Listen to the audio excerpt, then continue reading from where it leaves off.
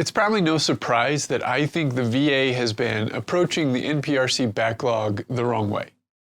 What the VA does is follow their process, which is to request records from the NPRC, and then they will not proceed with your claim until they get those records or get told that there are no records. That's it. They just stop and wait as long as it takes. And what the VA should be doing instead is focusing on the evidence in each file. If they did that, they could decide those claims for which they have enough evidence and save at least some veterans years of waiting on records from the NPRC.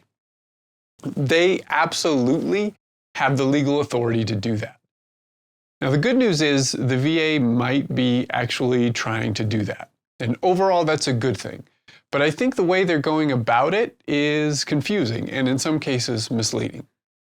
So a fellow veteran who watches this channel asked me a couple of questions after my first NPRC backlog video.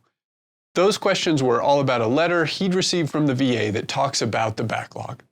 And it wasn't something that I'd seen before, so I asked him to send it to me and he agreed. So thank you, James Davis, for letting me use your letter. Now this letter, for everything I don't like about it, again, seems to indicate that the VA is willing to start deciding claims without waiting for the NPRC records. And so I'm happy to give the VA credit where credit is due on that one. But let's get into the letter and I'll tell you why there are things in this letter that bother me. Now this letter starts off as a typical subsequent development letter where the VA tells you that they are working on your claim and tells you what information they still need from you. But at the beginning is this new NPRC notice. Now take a look at what the VA says after it explains the backlog and talks about official documents, which I'll come back to in a minute. The letter says the VA may accept uncertified copies of your documents, but reserves the right to verify those documents later after they get your file from the NPRC. So first of all, the VA has always had the right to go back and review your claim when they receive new evidence. Actually, I take that back. They don't need new evidence.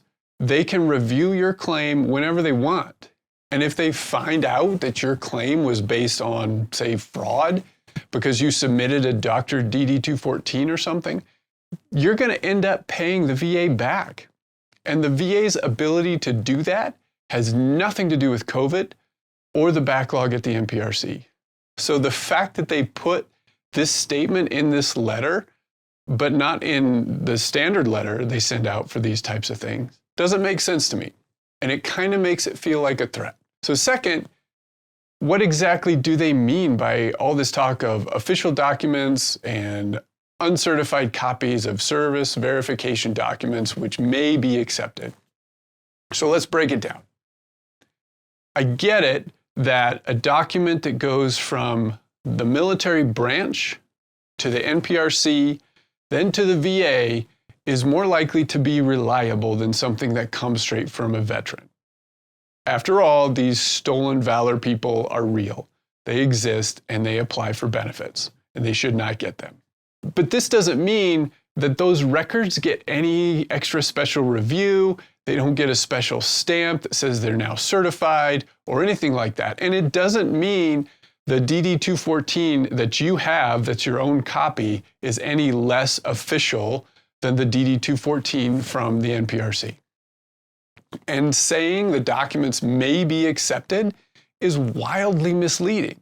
The VA has to accept any evidence you submit. They don't have a choice. Now, they don't have to believe it, but they do have to accept it and add it to your file. The VA's task is to determine whether that evidence is reliable or credible, not whether it's certified, verified, official, or anything like that. Think of it like this. If your DD-214 shows that you served in the Korean War, and then you submit a lay statement that says you were the guy who found Saddam Hussein hiding in that hole in Iraq, the VA is rightfully going to say that your lay statement is not credible. And nobody would fault the VA for doing that. But that statement is still part of your file, and it will always be a part of your file. Maybe I'm splitting hairs here, when I'm digging into different ways to interpret the words that they use, but it doesn't have to be this hard. All the VA had to say was, if there's adequate evidence in your file to decide your claim, we will proceed and make a decision. However, if there's not adequate evidence, we will have to wait for your records from the NPRC, and we have no idea how long it'll take. That's it. They don't have to say anything about official documents or verifications because the evidence standard doesn't change just because of the NPRC backlog. It's really a question of what records are available right now. All right, I'll wind down my rant now. I really do think that overall this is a good thing, but don't let the way the VA words this confuse you. Let me hear your comments or questions below. As always, if you want me to help you with your claim, you can set up a call with me through the link below or through my website, walshvetlaw.com.